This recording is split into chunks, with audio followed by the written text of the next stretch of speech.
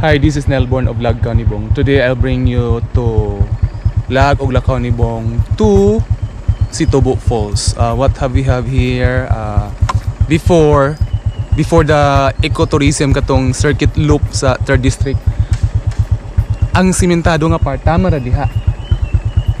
But karon gisiminto na po siya paubos. Kana siya nga dalan. Dayon, if you think na dili safe ka padung sa ubos kay dulugon man na kayo, pwede ra sad ka mag-park dire. Okay, you have to pay a parking fee. Pwede ra sad ka dire sa mga kilid-kilid. So that is something new na po dire sa Sitobo Falls. Then matud sa falls basig na pagibag-o didto. Sige tala. So mao ni yang dalan pa ubos.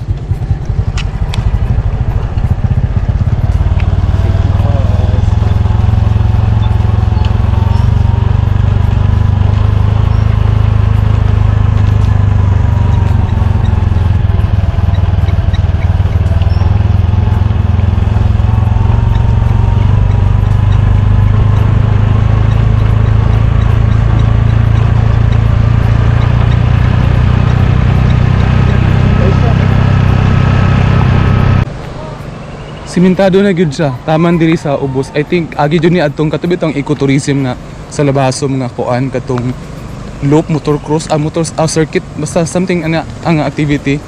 So naabot gyud sila diri isa sa ilang destination. Dayon tama ra dito ang simento. Tama na siya dito din. Diri makasulod ra gyapon ang motor tama gyud sa falls itself.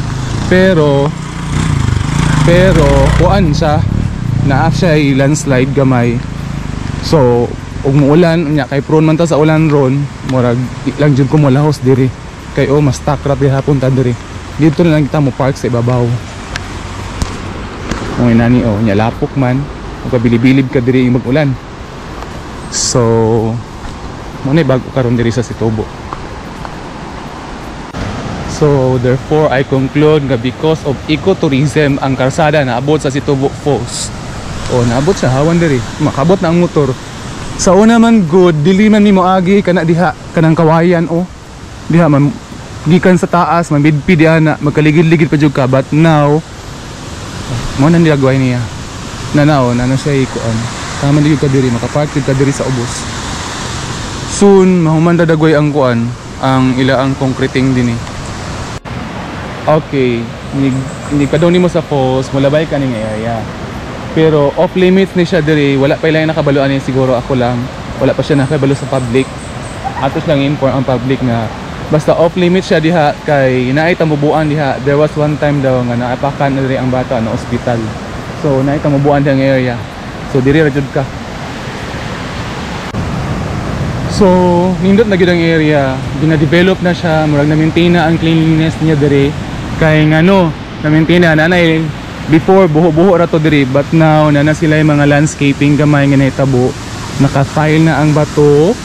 Dayon both sides na siya yung mga inaani nga path nga nakabutang sa bamboo nga. Dayon with regards sa basura, murag well managed na ang basura kay nakabutang na siya sa sako. So naagud siguro nag-maintain diri sa kuan kanang solid waste disposal, unlike before nga wala gid siya. So mo to yung mga improvements. Another improvements na sad is nana po siya ay kuan CR diha kana for free. So kuan na gid ta, Claygo ra gid ta diri, be responsible of your kuan basura.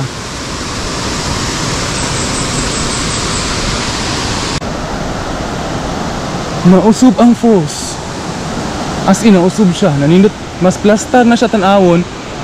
Kay before, diba, if you notice before, in my previous video nga nabot ko diri way back December 28, 2023, kana siya, dili na siya marag swimming pool nga type. Bato-bato na siya nga, dago kayong bato.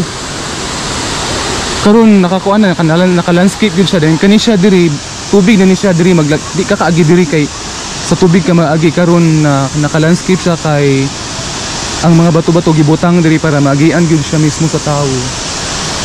Ang basurahan na sad So well managed na ang basura diri. Dayon responsible lagi ka sa imong mga basura. Nindot sad ang rock bato diri okay, pwede nimo siya mahimong table, lingkuranan, table. Nindot na. Then with cottages na siya didto. Pero karon nga naata diri ting ulan naman siya, medyo kusog na ang bulog sa tubig. I mean ang downfall. Downfall ito na. Ang tagak sa tubig.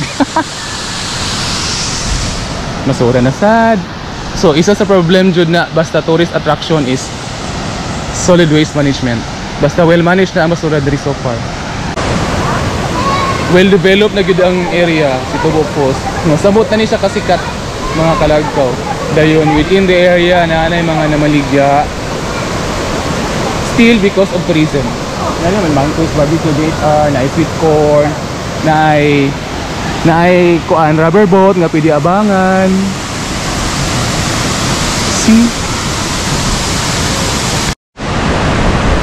Dili sad ka mas scared diri ha, ayaw ka scared kung di ka kabulong-mulangoy ug wala kay life jacket, kay naay available diri mga rubber boats just like in ano interior sa ligid. Interior ang dagko 50 ang renta. Then naay gagmay nga tag pila manong? 30? Tag 30 ang gagmay kadto. Gagmay sa 30. Dayon wala na the whole day na gamiton. Hindi kuno ka muli. Okay. So whole day na nimo gamiton ang imo ang abang sa rubber boat. So okay sad. Nanindot na naana siya though wala walay entrance ang falls itself, but because of tourism na pod naadjay kuan makita ang mukita or may income ang mga lumulupyo mismo sa lugar kay mga para-paraan lang mga para-paraan lang kuan siya gitawag nila basic mga kuan services diri sa falls.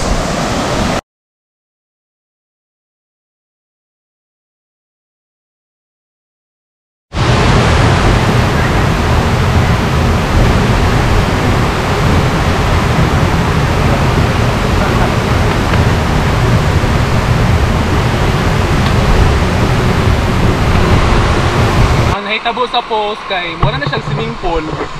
Kani siya diri nga tight kay murag pangbata siya nga pool. Mga bata diri pwede makaligo. Kay shallow ra siya mabaw pero gusto kag lalom dito ka maadto kanang diha. Lalom na siya. O kani mga bata diri ra sa mabaw. So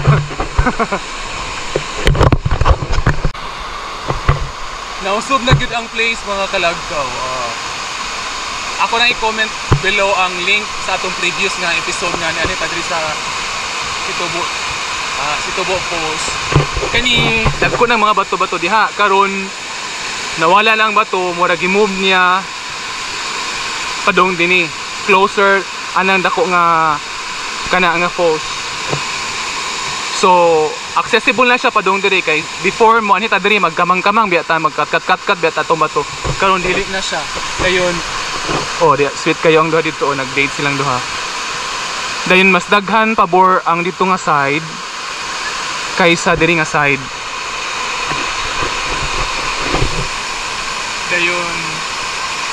Dayon everyday na yung mga diri. Dayon dako na sa improvement. Kusog na gyud ang tagak sa tubig kay tingulan naman gyud siya. Kusog na dyan kayo ang tubig. Ang taga sa tubig ba? Kahit tingulan naman daghan ng tubig. Mato ko dito pero mas safe diri agian. So diri ko maagi. Kining atog ka easier gud kayo maato dito. Kita kita paagi ha. Maadha ko diha. Dirita maglisod aning kuan. Maglisod ko aning rubber boat ba.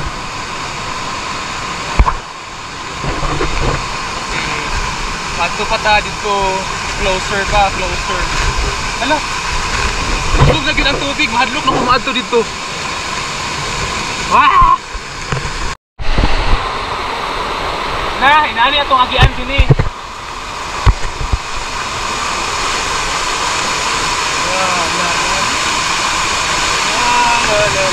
Dapat na ko din eh.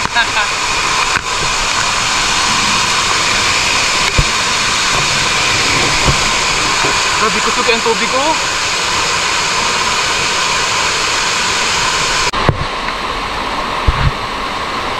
So way back December 28, 2023, kaning diri nga area kay wala pa ni aga sa tubig.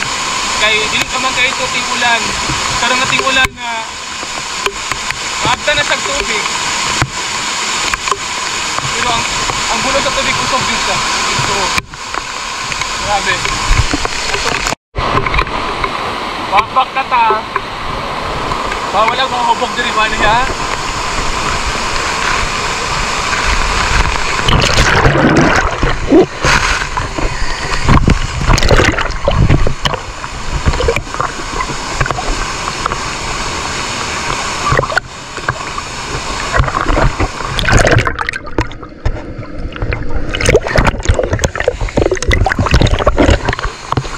Hindi mo maduol ang post. Magpag lang at kaong sa ko kay gutong na.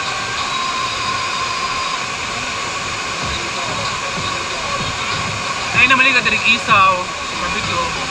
Tag-5 ang isaw dayon. Katoy lang tiil ka tag 20. Mangkoy's barbecue in Tubog Falls.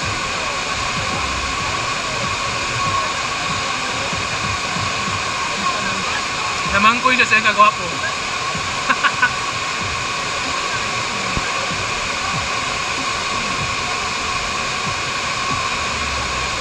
Pero the best din ang bulan. Ibuta, pitukan sa kamuti. Tapisa ng kamuti. From, all the way from Labaso. Kahapon nga akong ipalit ng Sabado sa Tamuan.